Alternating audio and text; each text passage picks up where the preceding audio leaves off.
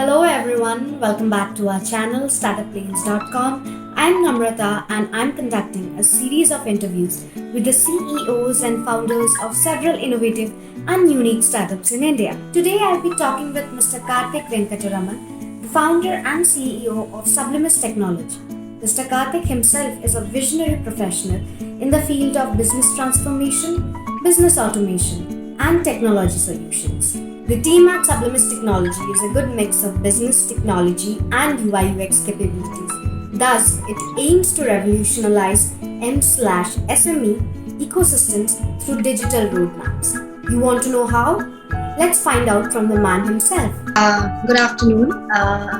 Could you please introduce yourself? Yeah, so my name is Karthik Venkataraman. I am the co-founder and the CEO of Sublimis Technologies. And Sublimis Technologies is a startup. So we started in the year March 2020. We are a total of 4 co-founders. And Sublimis was formed with the vision of revolutionizing the SME ecosystem through our digital platforms and roadmap. Okay.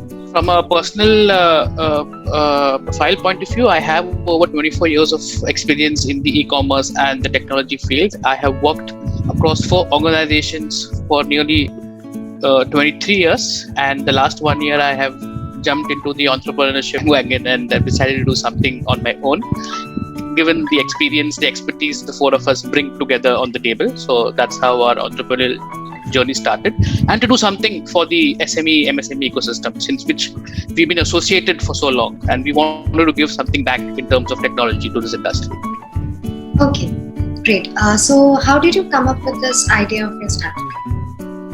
Yeah, so as I mentioned, the vision in which we formed this company was to help and to revolutionize the way the SME and the MSME ecosystem work today, especially adopting digital technology. Now, we all know that the MSME and the SME system, the segment is the backbone of the Indian economy, right? They contribute to nearly 37% of the GDP, 45% of the total factory output is through SMEs, and they make up for nearly 42% of our total exports, right? We are talking about 50 million enterprises today, and it is growing by the day, right? And they employ nearly 110 million people in this category. However, for decades, the segment has been wanting to scale up their business using technology as an enabler. But however, due to the limited choices and affordability playing a very important role, they have not been able to scale up. That's the 4 of us, the founders of Sublimis, who together we have over 20 years of shared working relationship in the SME domain, in the technology domain. We have a first-hand experience on how this segment has been deprived of technology access, and therefore we exactly know where the gap lies. So with no one focusing on solution for this segment, and we decided to do this ourselves, and affordability being a key driver, the best way for us was to form our own company and help empower the business for this particular sector on the digital roadmap, and that's how Sublimis was born. So talking about your company, what were the difficult parts of starting out the company? Like during the growth of the company, what are the challenges you faced? So there will be challenges across organizations at every step, right? And we being a startup about a year old to 14 months to be precise, challenges will always be there, irrespective of the stage in which we are.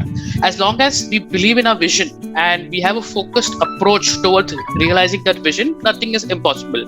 The first year, as our aim was to complete the initial part of the product, what we call as an MPV, to make that product out on the market, do an initial marketing, and get out in about 12 to 15 months of time. So we had to manage our working capital till we hit the market and start generating the initial revenue. So this was a challenge, and we are glad to say that we have successfully crossed that stage. We are now in the market. We have signed up nearly 25 plus clients over the last 6 months, and now our focus is to grow and keep innovating our platform basis the needs of our global SME market and our clients. Okay, so how could you determine that there was a gap in the market? Yes. So as I mentioned earlier, our focus was the global MSME and the SME market, which has been deprived of affordable technology solutions. So the current solution providers, while excellent certain solutions they have, but they focus more on the enterprise kind of enterprises. And sometimes these solutions are beyond the reach of the small scale sectors. So there was a significant gap, and this was untapped market for Sublimis to address. See, some of the pain areas which the MSMEs face, which are even today, is one, they are unable to expand the market expansion, the footprint expansion of their market. Scalability of operations is a challenge. End-to-end supply chain automation is a challenge. Achieving the required transaction speed, for which there is an efficient integration of third-party systems, be it payments, logistics, that is a challenge. Access to affordable technology and then capitalizing on it was a shortcoming. Then flexibility and configurability in choosing the tech components is a challenge. So we address this huge gap for the MSME and the SME segment through our innovative and disruptive platforms, which is one is ePorium, which is a business propeller platform, and one is Brahmaand, which is a travel ERP holiday platform specific to the travel and hospitality industry. Both these products are in the B2B and the B2B2C domain and focuses on transforming the small and medium scale industries to become market and cost efficient, have a greater market reach with a very negligible small investment. So we focus a lot on return of investment and getting the total cost of ownership down for our clients. So with these two products, we want to revolutionize the MSME ecosystem, thereby creating a huge social economic impact for the Indian economy that will be driven by inclusive growth. And our platforms are completely headless. That means it can work across any vertical and not focused on only one single vertical. And that's the beauty and the advantage. And the second thing is, you don't need a consultant or you don't need a third-party implementation partner. Everything will be done by us and the client direct. It's a direct relationship. Okay, great. So, could you explain your business model in simple language?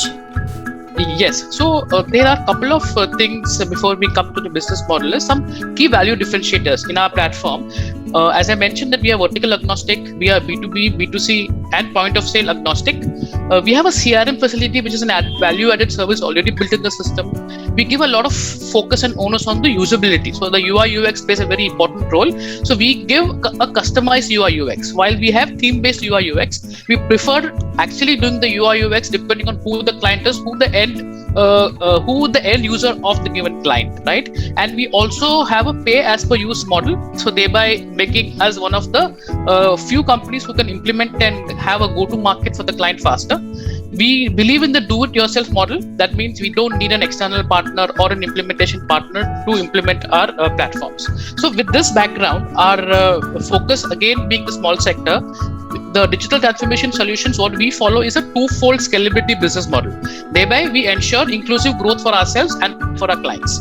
So as we follow a pay-per-use model, our business model is flexible. Thereby, we get repeat business basis the growth of our clients. So more our clients grow, they will need more components, and that's how our business model also grows.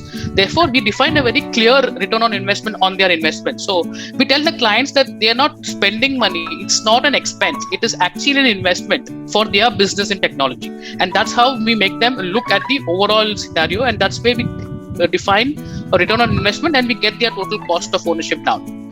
And we always are in the lookout for like-minded partners also who can help us grow and scale up our business.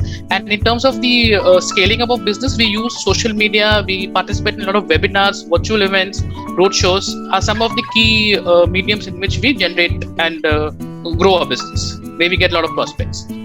Okay. So while working on your startup, did your family members or your friends invest in it, or could you find investors? And if yes, then how did you find your investors? So like for any growing startup, and especially from people who have always been in the working middle class, so definitely the help from friends and family plays a very important role. One could be monetary. Second is the support. Because we all have leaving our jobs and we are starting something to fulfill our own vision, our own dream, and doing something for the others. So that support itself acts as a very, very big boost, apart from the monetary side of it, right? So that played a very important role. So now as we have, so the first 15 months, we've always been bootstrapped with our own, we've invested our own money. Yes, we did. Some of our friends and family definitely helped us. now that our platforms are out in the market, we have also started seeing revenue coming in. We have also started seeing tractions, which is very encouraging. Now, while we can now go to the investors also now, since we are showing tractions, yes, we would definitely go for an investment from outside, but we would need to have an investor who believes in our vision, who can come on this journey together with us and take our vision forward. So we are looking for the right kind of the investor who can help us realize the vision we have for Sublimis. Otherwise, we currently are generating revenue, and from that is what we are currently managing. Touch wood. So, any factors that you think will be impacting your business over the coming years? Yes, so there definitely will be challenges. Certain things within our control, certain things beyond our control, and one needs to be aware and have suitable backup plans ready.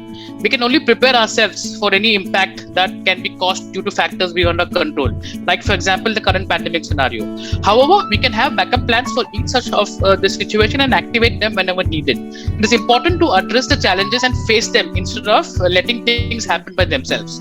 With the world now shrinking and globalization is in its peak, it will be very important to keep innovating our platforms and keeping up with the agility of requirements. Today, not only technology is agile, but even the business is agile, market is dynamic. So this is what will play a very important role, as well as the feedback of our clients and the business dynamics will be a key component to keep innovating and scaling up our platforms. Therefore, we should be focused on what we have to do, have backup plans in place, and always be ready for the any challenges which may come on the way. Where we have to face it with a proper action plan. Yeah.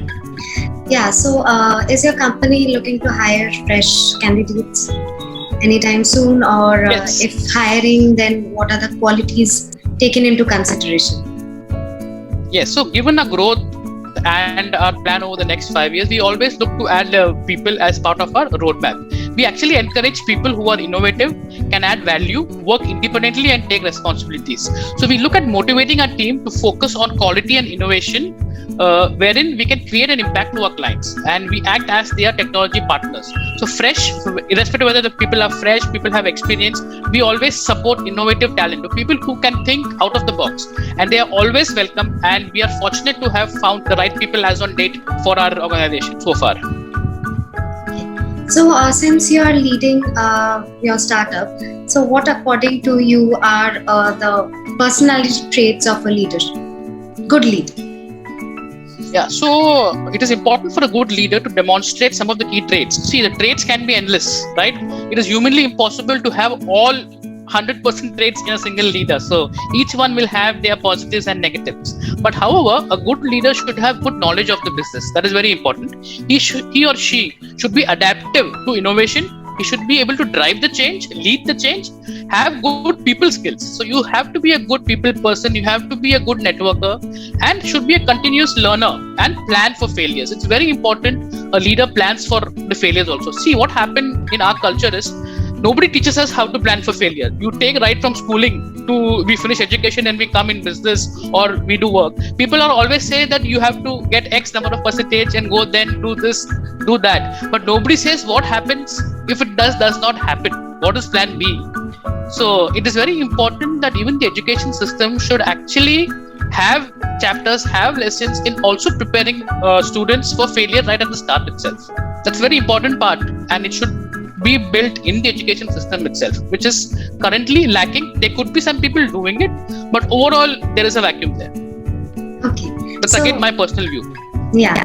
And one interesting question for you, that is, what are the best and worst traits of being, like parts of being a CEO? So I have enjoyed this low role of CEO just for a year, but for me, as of now, it's like any other job. The only difference is that you're responsible for an entire company, right? Be like any other position, there are rewarding moments, there are challenges to face, possibly more challenges. We must demonstrate leadership qualities always and ensure that the entire company is in sync with the business vision and the goal of what the company is.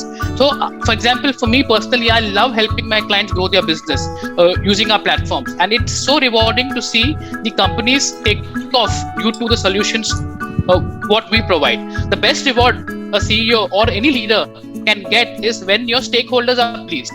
So stakeholders can be clients, can be employees, partners, vendors, and so on. So this also comes with an additional responsibility to continue the innovation of our platforms and scaling up. And there is nothing like a worst part of being a CEO, because any role, it is important that you enjoy what you're doing. As long as you're doing that, you will always have challenges, but you won't say that they are a worst part of a job. It is a part and parcel of any role. But important is enjoy what you're doing. Okay, so talking about challenges, describe a time when you had to make some tough decisions like budget cuts and organizational restructuring or market withdrawals. Okay, so when we started in March, we formed a company in March 4th, 2020, and 2 weeks post that, the lockdown hit us, right? So luckily we had just started, so we were still in the extended planning stage, but we had to rework on the business numbers, which we had initially forecasted over a 5-year plan. So we had to go back to the drawing board and redo the complete planning again. However, we did not disturb the apple cart in terms of the product roadmap or in terms of the team which we had to build to get that product out in the market by October or November 2020. Okay, only what changed was the work from home culture came in. So for us, it being in technology, it didn't actually matter that much.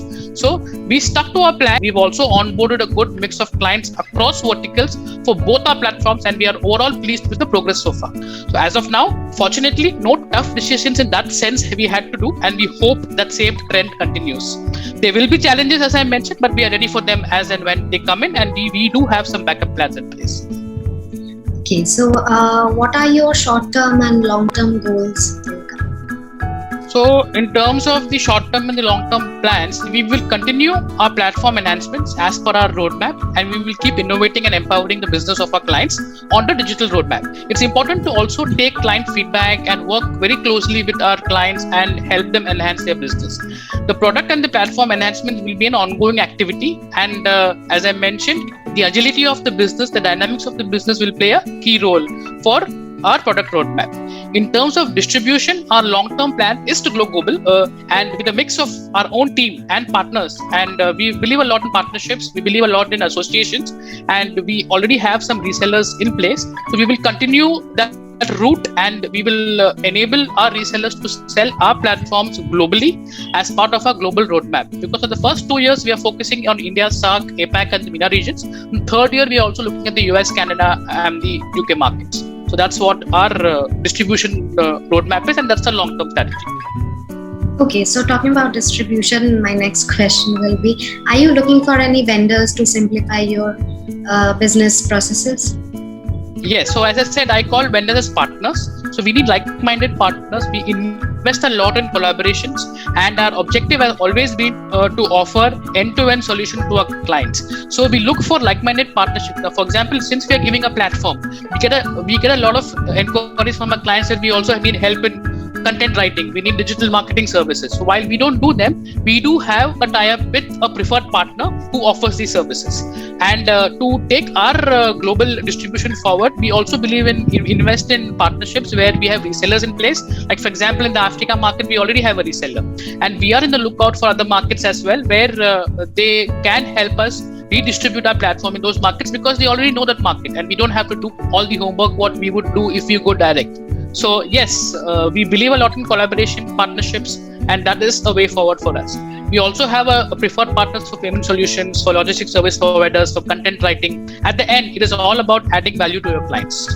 And for that, partnerships are very important, and basically to grow along with the clients. Understood. Lastly, I would like to ask you that would you like to share something for our viewers? The only one thing which I want to advise people, or possibly what we have gone through in this testing time, is believe in your vision, stay focused. There will be problems, there will be challenges. As long as you face them, and you face them as a team, there is no stopping, because these challenges are all temporary, but vision is permanent. So keep working towards that goal. Okay. Thank you so much. That's what I want to say. Thank you so much. It was really nice talking to you.